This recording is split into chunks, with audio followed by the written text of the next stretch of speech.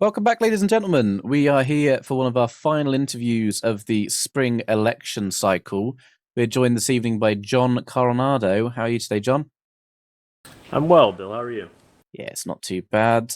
Cannot complain. John, tell us a little bit about why you're running in this election. So, the reason I decided to rerun is because I want to continue to give back to the citizens of San Andreas that have given so much to me over the last 3 years.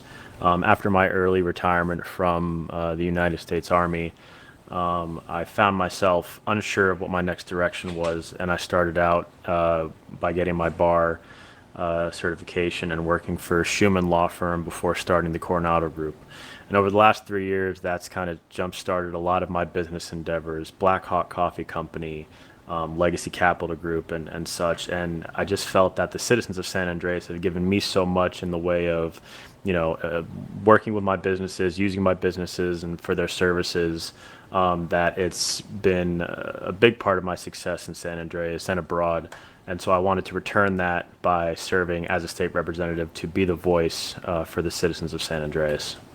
Fantastic. And tell us a little bit about what you like to get up to outside of politics and your business endeavors.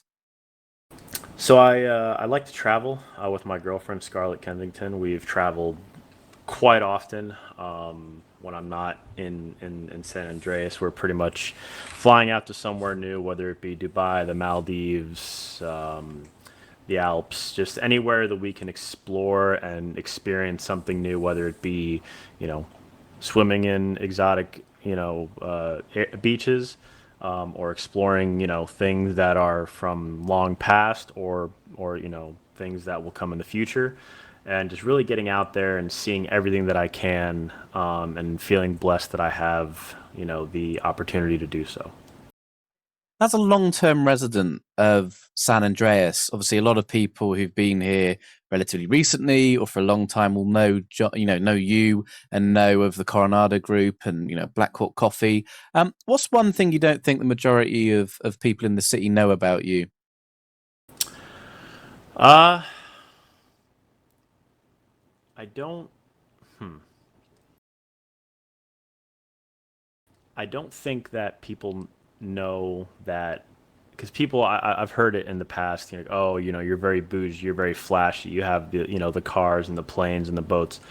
A lot of that is for my friends and family. Sure, I can go out on my boat alone, but a lot of the times I've been known to say, hey, I've posted on Yeeter, for example.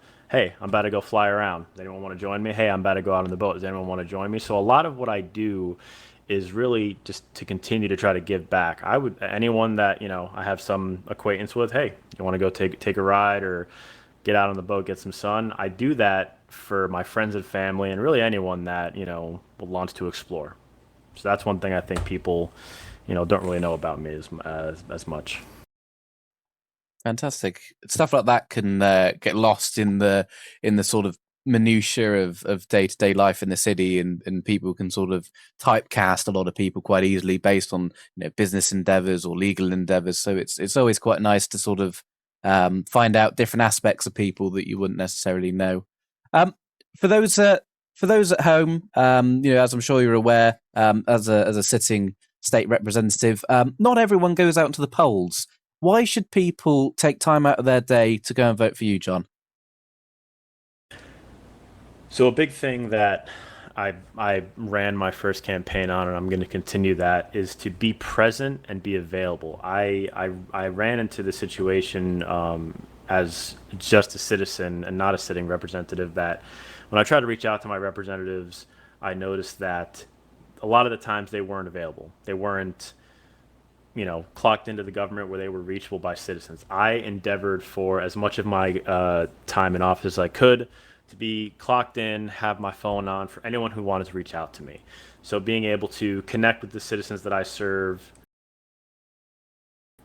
and hear their concerns and give them a response and follow through with what I say that I will do for them, or find out for them, has been a big part of my campaign, for my first term and will continue into my next term and any term after that.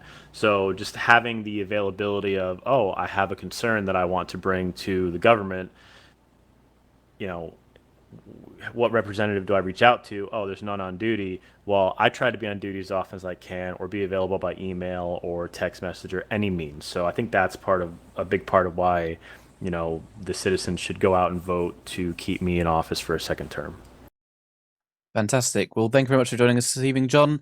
You've heard it first, Thank you for people. having me. Voting starts the 10th of June until the 15th, shortly before the election results party. You've got the state rep debates on the 7th of June, along with the governor debates. Don't miss it. Make sure to go out and vote and make your voice heard.